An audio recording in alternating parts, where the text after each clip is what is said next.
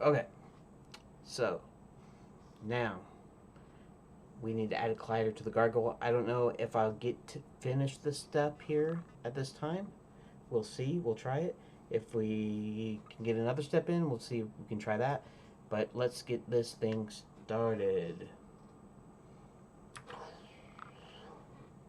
Still not the right direction. Let's do this again. Whoa. Okay. 3. Add a collider to the gargoyle. Next, you need to make sure that the player can bump into a gargoyle and that he can see John Lemon with his flashlight beam. That's a job for colliders to have the collider. Check sure that the Unity editor is still in prefab mode. If not, you can use the shortcut you learned when you created the gargoyle prefab. So, prefab mode. Okay.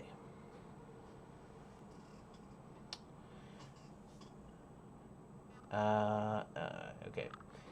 In the inspector, add a Capsule Collider component to the Gargoyle game object.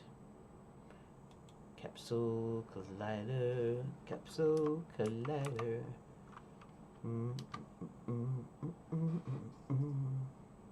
Capsule Collider is about the right shape for this enemy. Now, adjust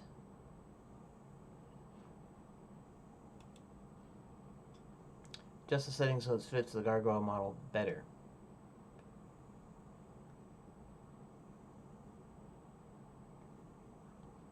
Okay, change the center to 0.90,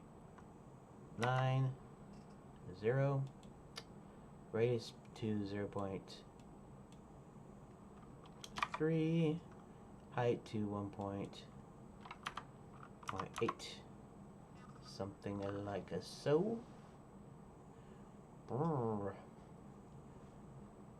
Okay.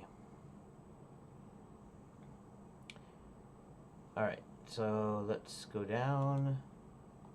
Let's go down. Okay. That's a much better fit.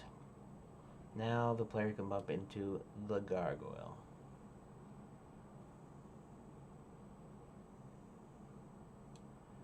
And now we can also control S. And I'm going to go ahead and, even though I'm not done yet, I'm going to go ahead and do the... Okay.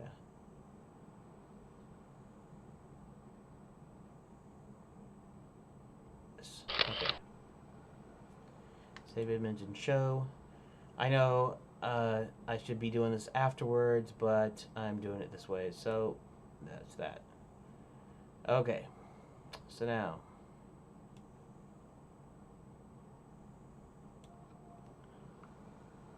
okay, Devlog,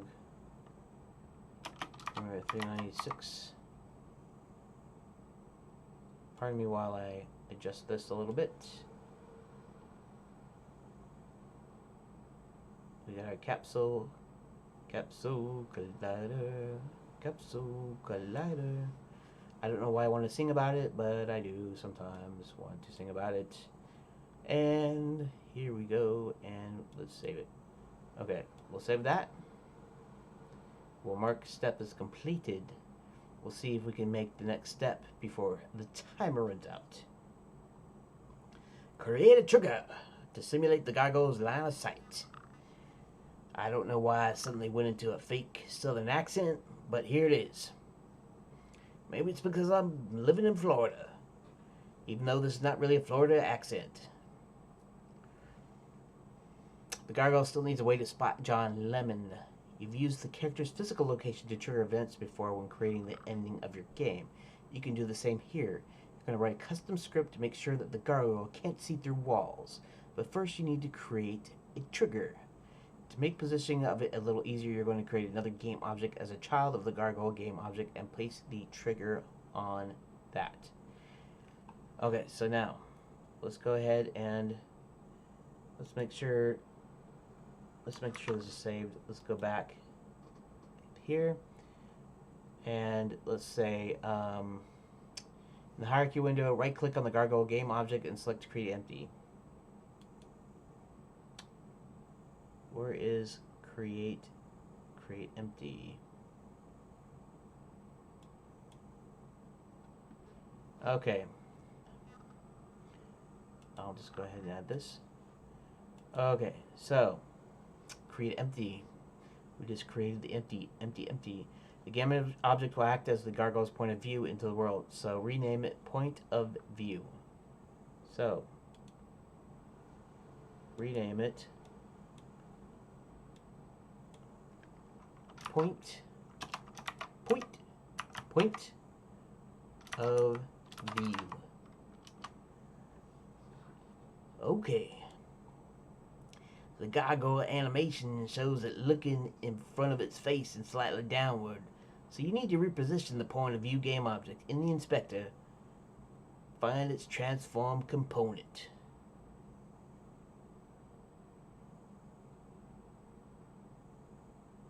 Okay, there's one thing that I did mess up. Let's not do this. Let's delete, because I think it's supposed to still be in the prefab. So let's, can we delete that? Okay, so let's go back into the prefab, right? Now, hierarchy, select the right click on the gargoyle game object, create empty. Create empty, okay. And let's call it point of view. See, I didn't realize this is like the problems that I had before. If you notice in the picture here, we have this little arrow, gargoyle here. In fact, it's got a little star because I haven't, right? And there's nothing else here in the hierarchy. That's because we're still in the prefab, which it doesn't tell you, but whatever.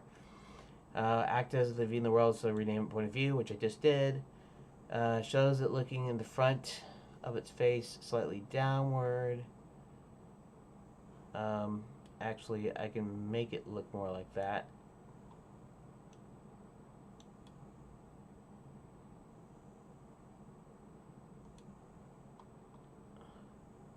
It's almost exactly like that. Except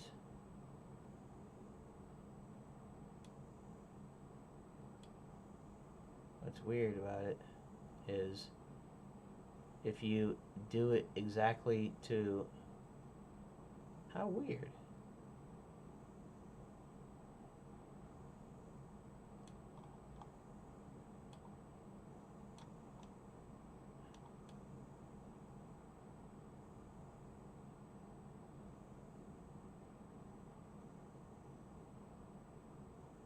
Huh. Okay, well, that's close enough, I guess. Alright, whatever. In fact, let's just do that. Okay, right there. We'll just do that. That's fine. Okay, so you need to move the point of view. Find its transform. Position it 1.4, 0.4. 1.4. 0.4. Rotation to 20.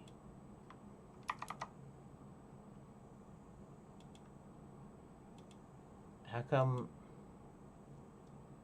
it doesn't look like it's tilting here? Let's do something here. Let's do the rotation here.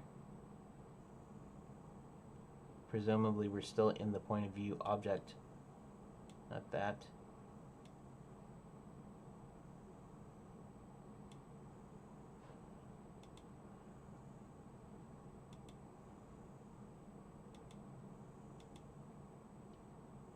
Interesting. I don't know if it's because I got an older version or a newer version or what. Anyways, this is supposed to be 0, 0,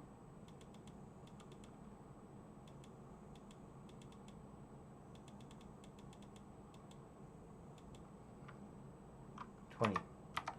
Alrighty. I'm almost used up my time here, but wait, did I? Yeah, I did. Okay.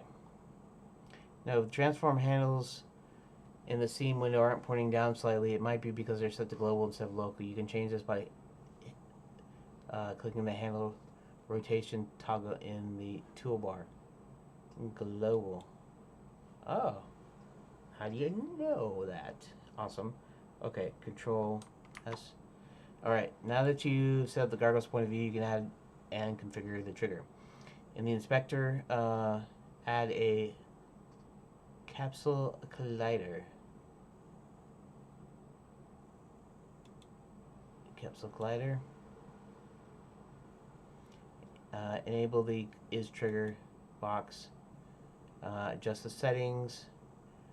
Change the center property to 0.95. It's the center. Okay. Radius to 0.7. Height to 2. Change the direction property from y-axis to z-axis. Z-axis.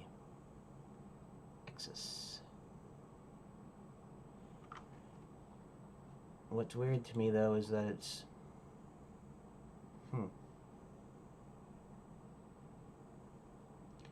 You set the collider.